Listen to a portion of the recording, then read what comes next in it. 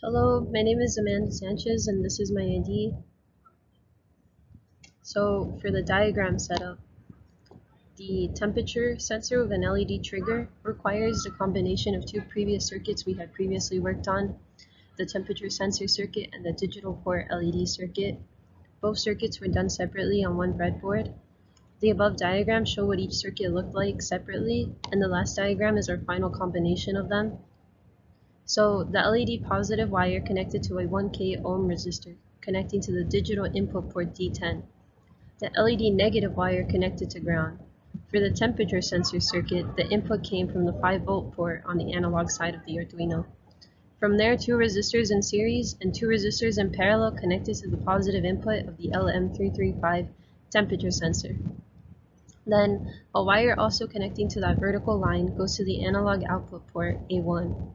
Lastly, a wire connected ground to the first pin of the LM335, which is specifically for grounding. The LED doesn't need to be connected to the analog port like the LM335 because it is not going to undergo continuous and accurate data collection. It just needs to turn off at the room temperature interval, blink above the room temperature interval, and remain on below the room temperature interval.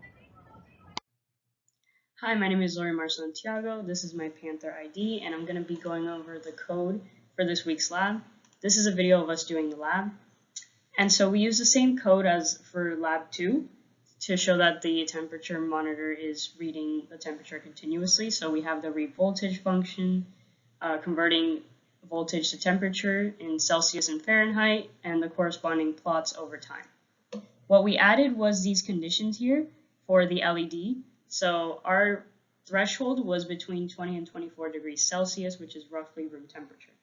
Anything below that would cause the LED to turn on, and so that's what this command here does by setting the pin to 1 and making the LED turn on. Anything above the threshold, so greater than 24, would result in the LED blinking as you observed in the video. So we would turn it off first, pause for a short period of time, and then turn the LED back on to cause the blinking. If neither of these conditions are met, the LED will simply turn off, which is represented by this command here. And so that's when the temperature sensor is at room temperature. Hello, I'm Alicia Garcia, and I'm going to be talking about the results of the experiment.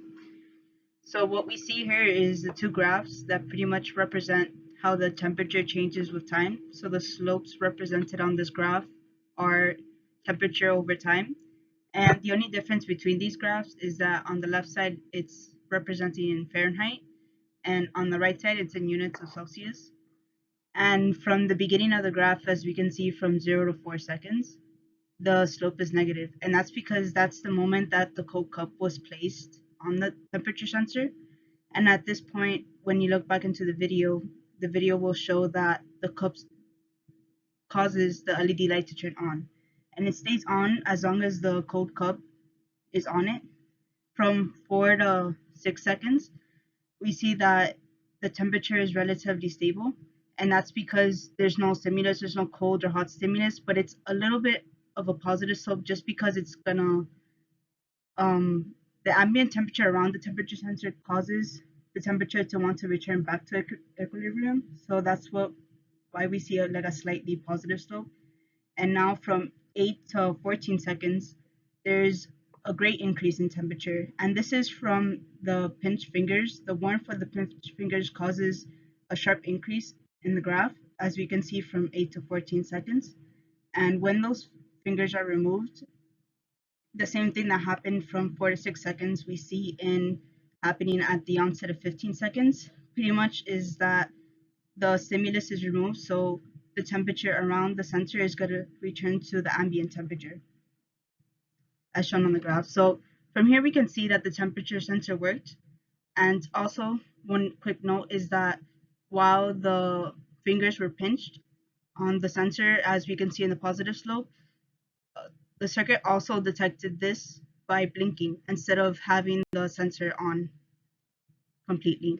And so we could see that the circuit really did work for a difference in cold temperatures versus hot temperatures. Okay, my name is Sarah Messica, Panther ID 62960, and this is lab 3 of group 5, and I'll be going over the conclusion for this lab. So overall, we were combining our previous knowledge of creating a circuit that would turn on an LED and turn it off, and as well as the previous knowledge of creating a circuit that accurately reads the temperature of a room using a temperature sensor. So we combine both of these in order to create a circuit that would make an LED blink when it is above the temperature threshold and would make the LED stay on constant if it was below that threshold. In this case, we made the threshold to be 24 degrees Celsius. If it was below 24 degrees Celsius, the LED would turn on and only stay on until the 20 seconds were up. However, if it was above 24 degrees Celsius, it would start blinking. In order to do this for this lab, we decided to use a cup of ice, cool down the sensor, and it worked and was reflected in the graph as well, and shown that once it was below 24 degrees, due to the ice, the LED turned on. Then to warm up the LED, we pinched the sensor, and that reflected in the graph of having the temperature recordings to steadily rise up to around 30 degrees Celsius and more, and that made the LED to begin blinking. So effectively, we created a kind of an alarm system with the circuit using the visual alarm of an LED. Then we also, from the previous labs, had the tick-tock function properly used in order to record and graph our temperature readings in both Celsius and Fahrenheit with using the previous conversions. Additionally, we also had the ability to add onto the previous tick-tock function and the for loop in order to make sure that the LED would begin blinking when it is above the threshold of 24 degrees Celsius and turn on constantly and stay on when it's below the 24 degrees Celsius.